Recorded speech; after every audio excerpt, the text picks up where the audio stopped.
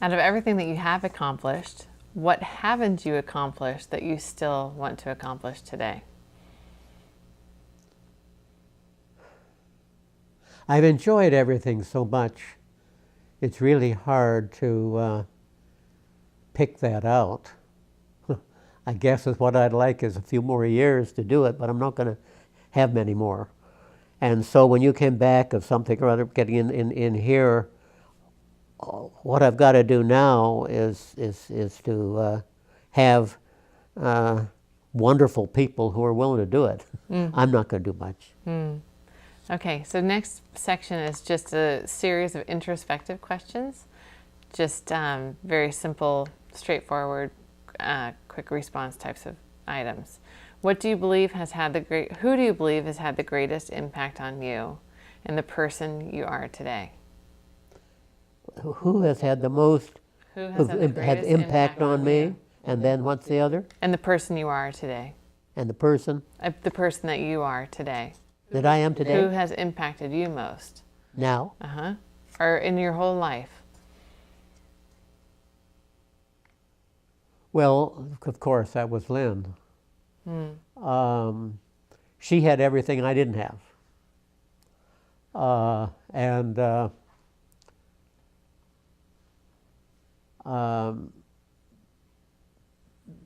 That painting right there in the middle is hers. One of our books has the book, a book where the title is Education for Everyone. And she has a painting of every color. It's up on the wall upstairs. It's a full painting. She would never, Stephen and I would try to get her to show her paintings. She never would. She would just say, this is just practice. This is just practice. But I'll come back, but now Stephen, that's a little more. She didn't get into painting until she was in her 40s. And that occurred because my brother brought a whole, had realized when she'd see stuff she was doing, sketching and all of that, she'd say, you ought to take time to do that. And she didn't. But one day he came with a big box and it was all painting stuff. She put it under the bed and she didn't, other than getting it out of the way of dusting, she didn't do anything about it for several years. And then she got in, and a lot of women in those days, what they would do, they'd get together and they'd become painters and so on. But she wanted more than that. And there's a very well-known painter in Los Angeles. He's Russian, probably one of the most prominent ones in there. So she decided she better get ought to get more preparation. So she went to him and said she'd like to get in and there. And this was in Santa Monica. And she knew that it would be difficult because he had so many people clamoring to get in.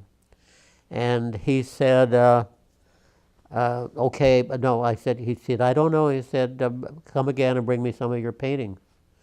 Well, that really wasn't fair because she had never attempted to do anything powerful or whatnot. She came home.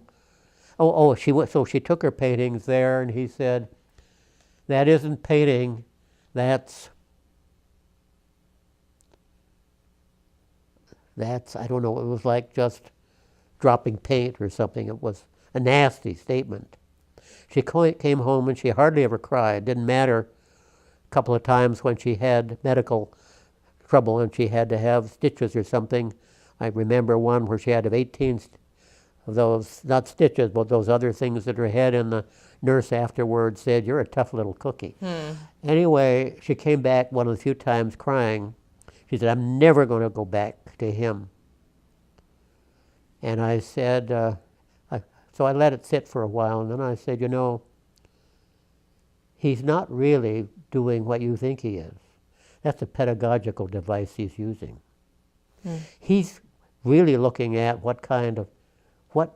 how much will you be willing to take the kind of stuff I'm going to be expecting of you. That's really what it was. And he said, I'm thinking about that. I think that was a wonderful pedagogical thing he was doing, so go back.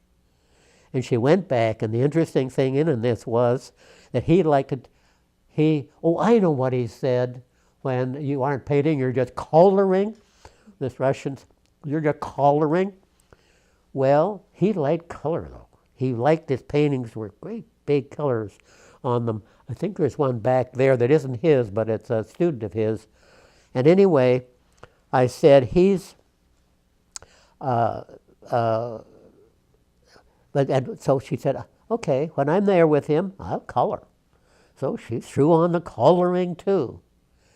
Then she came home and started doing these soft, gentle paintings she really liked. One of them was right at the school door of this youngster at the beach, looking very despondent. And when that thing comes on at night, it has a whole different lighting. And she didn't do, I think she did one or two of his colorings, because that was there in front of her. It was the person that they had to paint for the day, her group of 20, 30, whatever it was. And these are very gentle paintings. She has these I think it's 5 children up there, most more than that. I think it's 6 is one painting. The book that my son and a very good friend and I wrote, the 3 of us, Education for Everyone, the dust jacket is we took from a copy of one of her paintings that is of children. It's up there. So I just have, the only thing I have left is that I'm thinking of is I'm not after any big projects or anything. I'll throw out these occasional papers when I can. What now? I will meet. There's a committee being formed now to redo the National Network for Educational Renewal. I will meet with them in July or early July with Ann Foster, the present head. This is her last year. No, she's already. They've got a new one. She did it earlier, and she's going to get back to Santa Fe faster than she thinks. So anyway, that's what I see, and that people like Jean and so on, there's a half a dozen of them. More will come. See it expand. Think it's fun. What inspires you? My father-in-law, he was in this town where he and his wife lived, and he was getting gas for his car. And this young man, I don't know how the conversation came. Some remark he must have made or whatnot, or maybe this child might have known what his name was, which I might be how those connections came. But this was a boy who had been in the class I was in when they booted me out of the elementary school to go to the church. Mm-hmm. And there were these 2 boys that were good buddies. They loved playing basketball and whatnot. We just enjoyed one another. And he said, "You must be the father-in-law of my teacher."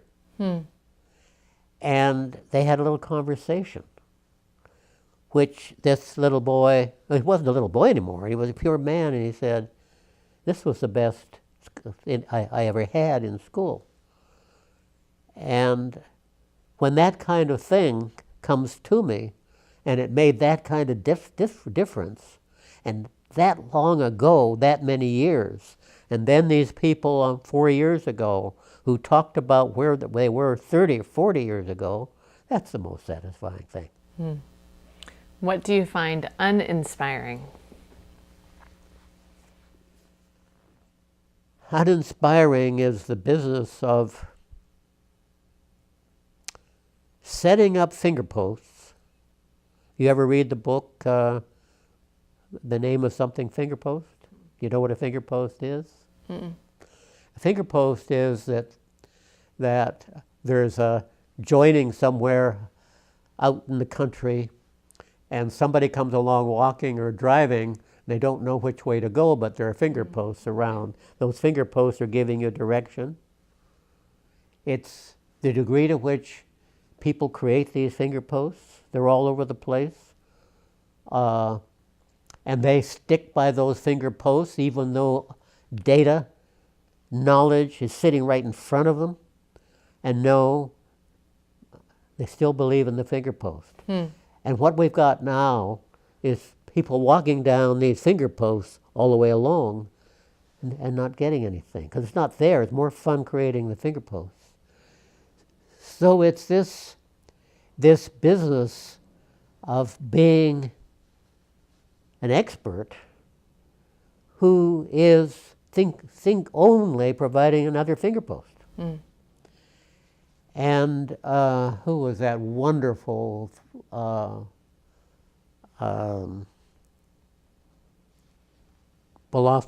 lady philosopher,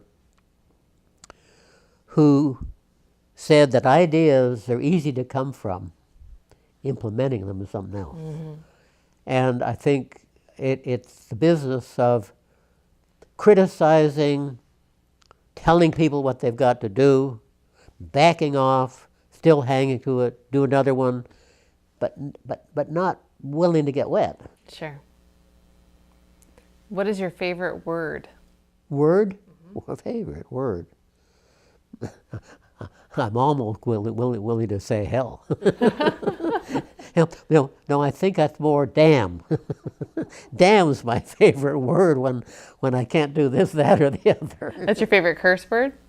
That's your favorite curse word, huh? Yeah. Yeah. Yeah. Well, I don't think they really cause any harm. There's a certain oomph to them. Okay. But anyway, a little bit more serious. What is my favorite Word. word? Thank you very much. And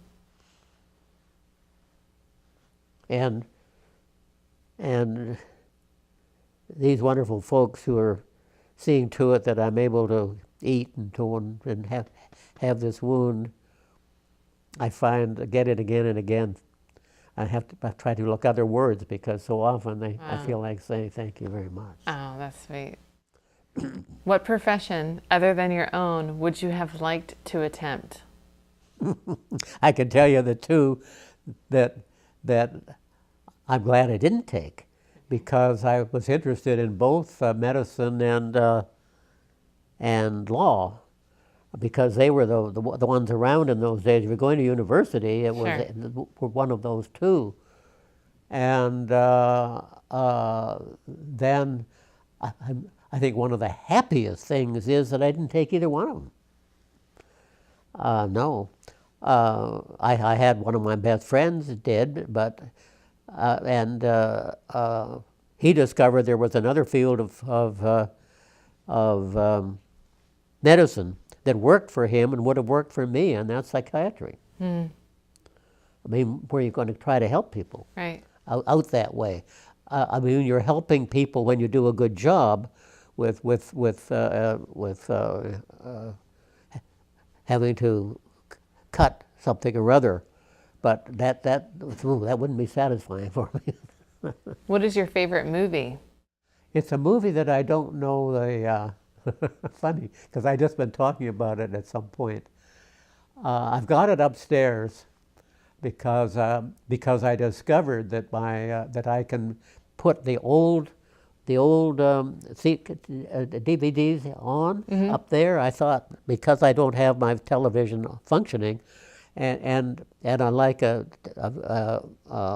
movie every now and again, I thought I had to do these new ones. But lo and behold, there's a whole bunch of them that thing's going to take.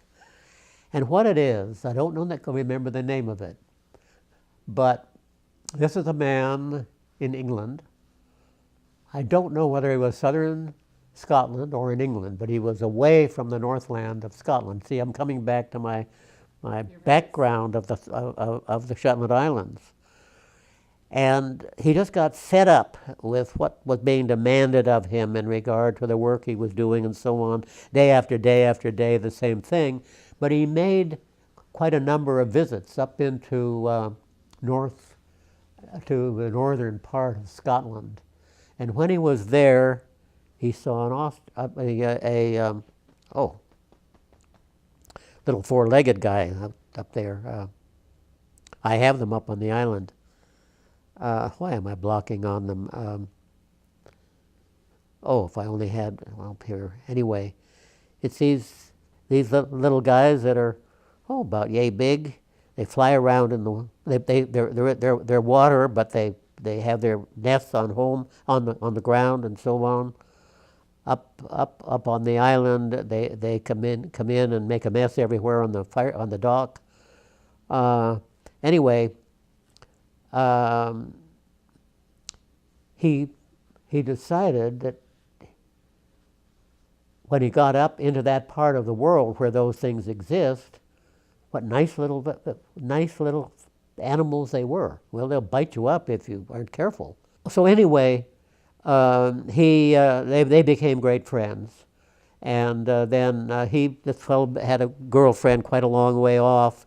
She thought it was a neat little thing, and he used to go out and with not swimming or anything, but this wonderful little animal would go. But he got the little guy got caught in the fish net, and this fellow swam out, got him, and released him. Well, after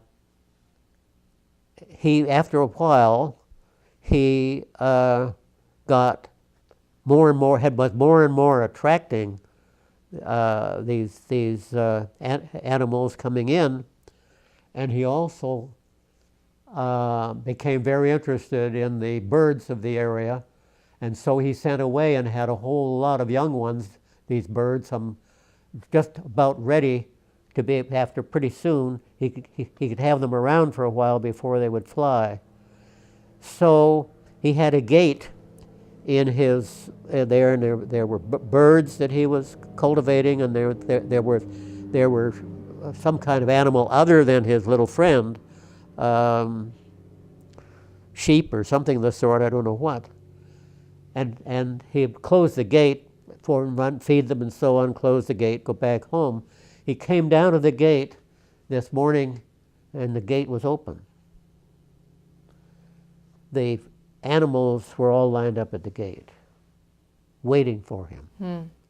He could have walked right out, but they had so developed the commonplace of that was the morning treat. They were going to get fed, but it didn't matter about that. They didn't go 1 inch away from the gate being open. And he was amazed with this. So then, as these gull-type birds, I think what they were, but they were ready to fly. But he'd forgotten about any older birds of that kind because he had them sent up from where he had been. They were new to this area, and they didn't know how to fly. So he went flying, and he taught them to fly. Well, that goes on in a whole lot of kinds of things, and what it does is, in a way, take the good things and the bad things about the human being. Here were these animals defending in this way. And if you look around here a little bit, you'll discover must have a half a dozen animals, a half a dozen magazines. I'm very, very worried about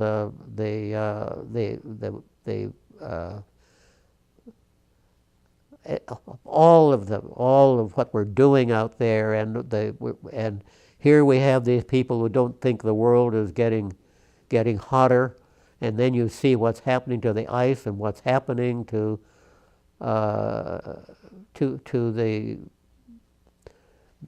all the big animals and the little animals and so on.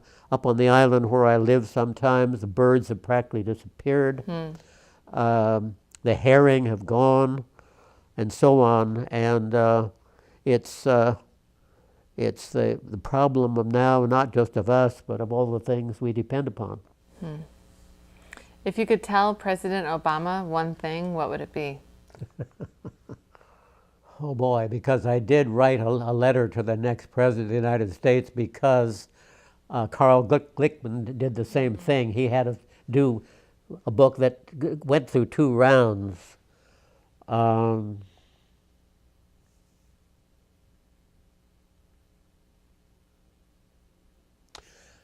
I guess it would be that you need to pay attention to the fact that there's nothing to suggest that people in high places, the senates and so on and so forth, have the right that, and perhaps the president too, of things that there's nothing at all to suggest in the Constitution that that was a good thing to do. And I think what you have to do is to see to it that the things that the state is supposed to do, and we'd hope the family would do, and the equity would do, and so on, is really the responsibility of the federal government. That's what you ought to concentrate on. And no longer being the ones that are determined you can get money for these 4 things. They need to be able to get the money for them to get to the point where through their renewing process, they are able to get the money that makes them do the sorts of things that teachers are supposed to do and principals are supposed to do and children are doing. And frankly, Mr. President, you're not doing it. If you could have dinner with anybody, dead or alive, who would it be and why? Oh, well, of course, you've answered it quickly. Lynn, of course, would be. Sure. We had a nice, lovely restaurant down here that's been taken over by a big company in Texas, and I know that if she were alive, we'd say, well, I guess we got to go somewhere else. the Texas did not produce a movie like that one. But let me say this about that. As she aged, she grew less and less interested in going out. And when the Institute is just 2 or 3 blocks from here, so I don't have to come very far from home. And so I would urge her, perhaps we'll go out to dinner and so on. And so, yes, so I said, well, when I get to the office, I'll make a reservation, yes. I come home at the time, let's say 6:30, and 2 glasses of wine are sitting there. I don't need to say anything else. So